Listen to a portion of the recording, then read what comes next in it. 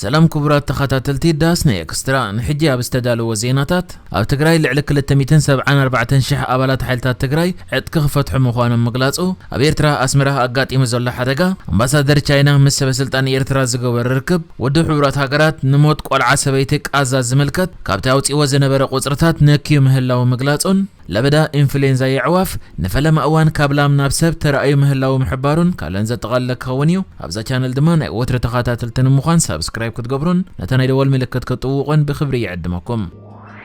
أبالات حيلتات تግራይ عدقن مفتحن مفناون محبرسبنا مصنبارن زقل أفناو زته قدم تግበራ ኣብ መቐለ ኣብ ዝካየደሉ ዘሎ እዋን ኮሚሽን ሃገራዊ ተሃድሶ ልዕሊ 274 ሽሕ ኣባላት ሓይልታት ትግራይ ዕጥቂ ክፈትሑ ምዃኖም ኣፍሊጡ ኣብቲ ዝካየድ ዘሎ ኣፈናው ዘተ ቅድመ ትግበራ ፖለቲካውያን ወተሃደራውያን መራሕቲ ትግራይ ከምኡ ድማ ብወገን መንግስቲ ፌደራልን ሕብረት ኣፍሪቃን ይሳተፉ ዘለዉ ኮይኖም ምክትል ኮሚሽነር ኮሚሽን ሃገራዊ ተሃድሶ ተስፋ ኣለም ይሕደጎ መስማዕከን ዜና ቢቢሲ ገይርዎ ኣብ ዘሎ ቃል ምሕተት ድማ ትግበራ سمع بريتوريا بزتفلالية مخنياتات بفلاي دمام مسباجات بزتحاز تداناوغيو دحر مصنح ابزوان زغن منغست فدرال نخلو كونت زيكونه بناي باعلو باجت 4 زور غيرو دي موبلايز نمغبار قراصنت اريلو منغست تግራይና መራር ሓሰራዊ ትግራይን ወን በተመሳሳለነ መተግባር ድልዋት ምዃኖም አረጋጊጽና አለና ድሕር ምባል ቦርድ ኮሚሽን ሃገራዊ ተሃድሶውን ጸጋታት ምትእኻብ ንጥፈታት ክሰርሕ አንፈት አቀሚጦን ኮሚቴ አጣይሱን አለ ኢሎ በመንግስቱን አንፈት ተዋሂቦ ናይ ኦቶት መተአኻቢ ንጥፈታት كسرحن ጸጋታት ከተአኸብን በድሕሪው ዓቕምተ ሃገር በዝፈቅዶ መጠ ጸጋታት ከተአኸብን በድሕሪው ዓቕምተ ሃገር በዝፈቅዶ መጠን ነቲ ሰራዊት መምለስ ይኹን እግር መትከለክ ወሃቦን ናብ ሕብረተሰብ ክምለስን ሓሳብ ኣለዎን ኢሉ ኣብዚ ዝካየድ ዘሎ ነጥፈታት ሓገዝ ክገብራ ቃል ኣትየን ዘለዋ ሃገራት ድማ ኣሜሪካ ጃፓን ጀርመንን ካልኦት ሃገራትን ምዃነን ገሊጹ ብዛዕባ ዕጥቂ መፍታሕ ድማ ኣቐዲሞም ከበቲ ማእከላይን ቀሊልን ዕጥቂ ተባሂሉ ተኸፋፊሉ ቅድሚ ሕጂ ዘረክብዎ ኣሎ ካብዚ በተወሳኺ መንግስቲ ትግራይ ናይ ዓቕሚ ጸገሙን زلو أقدم 50 شح زخون أبالات حيلتات تግራይ ديموبلايز غيريو سلازي حدا حصير سلطنا ناب عدك خودن كلو مفانو اغرمت كلي وهابميو اغرمت كلك وهابم كله دما بناي كلل منغستن فدرالن زملكتن بيت صحفتات سلطنا لقاحن مسرح بوتان مچو بوتاتاتن تفطيرلم مولو بمولو اغرز تخللون ناب نبر ناي قدم نابرኦም ዝምለሱልን ኩነታት ንምፍጣር ጻዕሪ ክግበር ኢሎ እቲ ዝወሃብ እግርመት ከለኻ ኣመና ንእሽተይ ዘይኮነ መስ ዓቕሚ እቲ ሃገር ዝነጻጸር እግሪ ዘትክልን ببمويኦም ናብ ስራሕ ተመሊሶም ከም ኣካል ዳግመ ሕውየት ህንጸት ትግራይ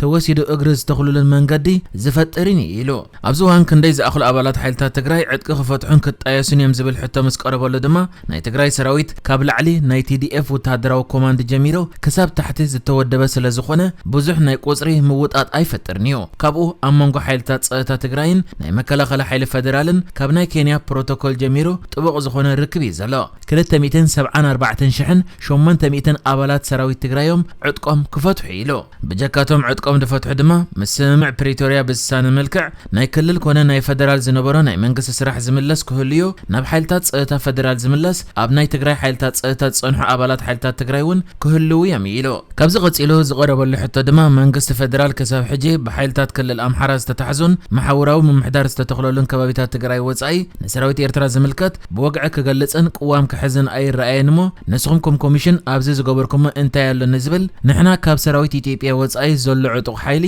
ናይ መውጻእ ልኡኽ ኣይተዋሃበናን ንቐጻልውን ኣብዚ እንሰርሖ የብልናን ንስራሕና ዕንቅፋት እንተኾይነ ግን ንኣብነት ናብ ዛላምበሳ ዝምለሱ ዲሞብላይዝ ዝግበሩ ተጋደልቲ ኣለዉ እዚኦም ከመዮም ክኾኑ መንበሪ የብሎምን ኣበዮም ክጸንሑ ዝብል ሕቶ ክነቕርብ ኢና እዚ ግና መንግስቲ ፌደራልን ግዝያዊ መንግስቲ ትግራይን እዮም ዝውስንዎ ኢሉ ودو حبرات هاجرات أبكينات قازا مويتم زتبهالو فلسطينيان قلع سبيت زملكت أوصيو زنبره قصر زحزلت صبصاب داغماي بمخلاص حدث زتفلي قصر موتان زحز صبصاب أوصيو اتصبصاب حماس بشوعة تقمتي قبل على إسرائيل عندبتو متقعت دحرم فناو كساب حج زلت صبصاب زموت سبات زملكت ينيرو ودو حبرات هاجرات بشدش غنبت أوصيو زنبره صبصاب كابتم زتقتلو فلسطينيان اتم 600 ميتاويت قلع سبيت يوم إيلو كانت نبره دحر خلت معلتي قصر زتقتلو ቆልዓ ሰበይቲ 52 ሚእታዊት ከም ዝኾነ ዝገልጽ ጸብጻብ ኣውጽዮ ወዲ ሕብራት ሃገራት ቆጽሪ ኣብ ቃዛ ናይ ዝተቆትሉ ሰባት ልዕሊ 35000 ከም ዝኾነ ኣብ ክልቲኡ ጸብጻብ እኳ እንተገለጸ እቲ ሚእታዊት ናይ ዝሞቱ ቆልዓ ሰበይቲ ክቕይረሉ ዝደረኸ ግና ኣብ መጀመርታ ዘይእኹል ጸብጻብ ስለ ዝተረኽበ ምዃኑ ኣብርሂሎ ወዲ ሕብራት ሃገራት ጸብጻብ ኣብ ዘውጻሉ ኣብ ክንዲ ካብቲ ብሓማስ ዝምራሕ ቤት ጽሕፈት ትርክባት ካብቲ ብሓማስ ዝምራሕ ሚኒስትሪ ጥዕና ይምርኮስ ከም ዘለውን ገሊጹሎ ሚኒስትሪ ጉዳያት ወጻኢ እስራኤል እቲ ኣብ መጀመርታ ብወዲ ሕብራት ሃገራት ዝወጸ ጸብጻብ ጌጋ ከም ዘለዎን ወዲ ሕብራት ሃገራት ካብ ግብረ ሽበራውያን ዝርከብ ጌጋ ሓበሬታ መወከሲ ተጠቂሙ ብምባል ተቃውሙ ኣስሚዑ እዩ ክሳብ ሕጂ እቲ ብሓማስ ዝምራሕ ሚኒስትሪ ጥዕና ቃዛን እቲ ኣብ ካልእ ሸነኽ እውን ብሓማስ ዝምራሕ ቤት ጽሕፈት ሚድያን ዝተፈላለየ ጸብጻባት ከውጽኦም ጸኒሖም እቲ ካብ ቤት ጽሕፈት ሚድያ ክውከስ ዝጸንሐ ወዲ ሕብራት ሃገራት ከዓ ነቲ ብሓማስ ዝመሓደር ሚኒስትሪ ጥዕና ተመርኪሱ ጸብጻቡ ከውጽእ ጀሚሩሎ እቲ ብሓማስ ዝምራሕ ሚኒስትሪ ጥዕና ጸብጻባቱ ካብ ሆስፒታላት ዝረኸቦም ሓበሬታታት ዝምርኮስ ከም ዝኾነ ዝገልጽ ኮይኑ እቲ ቤት ጽሕፈት ሚድያ ግን ካብ ሕዳራት ሒዙ ካብ ሆስፒታላትን ጸብጻባት ሚድያን ኣገናዚቡ ክስንድ ይጸኒሑ ካብ ቀረባ ግዜ ጀሚሩ ግን እቲ ብሓማስ ዝምራሕ ሚኒስትሪ ጥዕና እውን ንጸብጻባት ቤት ጽሕፈት ሚድያ ከም መወከሲ ብምውሳድ ብስድራ ቤት ዝተመዝገቡ ቁጽሪ ምውታን ኣብ ኦንላይን ክምዝግብ ጀሚሩሎ ወዲ ሕብራት ሃገራት ከዓ ካብዞም ክልተ ኣካላት ሓበሬታ ብምውሳድ እዩ እቲ ጸብጻብ ክዝርግሕ ጸኒሑ ኣብ ርእሰ ከተማ ኤርትራ ኣስመራ ከባቢ ዕዳጋ እኽሊ ባርዕ ከም ዘጋጠመ ተገሊጹ ኣብ ኣስመራ ከባቢ ዕዳጋ እኽሊ ብ14 ግንቦት ረፋድ ኣብ ትካል መጥሓን እኽሊ ሓደጋ ባርዕ ሓዊ ከጋጥም እንከሎ ብምትሕባር ኣሃዱ መጥፋእቲ ሓዊ ህዝብን ካልኦት ኣካላትን ኣብ ትሕቲ ቁጽር ከም ዝኣተወ ተገሊጹ በቲ ሓደጋ ኣብ ህይወት ሰብ ዝወረደ ጉድኣት እኳ እንተዘየለ ኣብ ንብረት ግን ከቢድ ዕንወት ከም ዝወረደ ሓላፊ ጨንፈር ሕግን ስርዓትን ዞባ ማእኸል ኮሎኔል ተስፋ ሚካኤል ተስፋጽዮን ሓቢሩ በቲ ባርዕ ሓንቲ ጀነሬተርን 3 ዓበይቲ ጠሓንቲ እኽልን ክቃጸላ እንከለዋ ኣብ ህንጻ ናይቲ ትካል እውን ዕንወት ወሪድሎ ብወገን ፖሊስ ወፂ ኣብ ዘሎ ሓበሬታ ድማ ጠንቂ ሓደጋ ኣብ መርመራ እኳ እንተሎ መስነዳድን ኤሌክትሪክን ዝተሓዝ ሸለልትነት ክኸውን ከም ዝኽእል ዝእምት ኣፈናዊ ሓበሬታ ምህላው ግን ተሓቢሩ ናብ ኤርትራ ዝተመደበ ሓድሽ ኣምባሳደር ቻይና ሊ ቺያንግ መሰበ ስልጣን ኤርትራ ኣብ ስትራቴጂካዊ ርክብ ቻይናን ኤርትራን ኣመልኪቱ ዝርብ ከም ዘካየደ ተገሊጹ ኤምባሲ ቻይና ኣብ ኤርትራ ዘርጊሕዎ ኣብ ዘሎ ሓበሬታ ኣብ ዝሓለፈ ቀረባ እዋን ሚኒስትሪ ጉዳያት ወጻኢ ኤርትራ ናይ ስራሕ ወረቓቕቲ ዘረከበ ሓድሽ ኣምባሳደር ቻይና ኣብ ኤርትራ ሊ ቺያንግ ኣብቲ መሰበ ስልጣን ኤርትራ ገይርዎ ዘሎ ርክብ ኣብ ግብራዊ ምትሕብባር ቻይናን ኤርትራን ኣገደስቲ ጉዳያትን ስትራቴጂካዊ ርክብ ኤርትራን ቻይናን መብርሂ ከም ዝሃበን ኤርትራ ኣብ መትከል ሓንቲ ቻይና ዘለዋ ጽኑዕ ደገፍ ድማ ሃገሪ ቻይና ንኤርትራ ከም እተመስግን ድሕሪ ምግላጽ ኣገዳስነት ሓድሕዳዊ ምድጋፍ ኣጉሊሑ ተዛሪቡ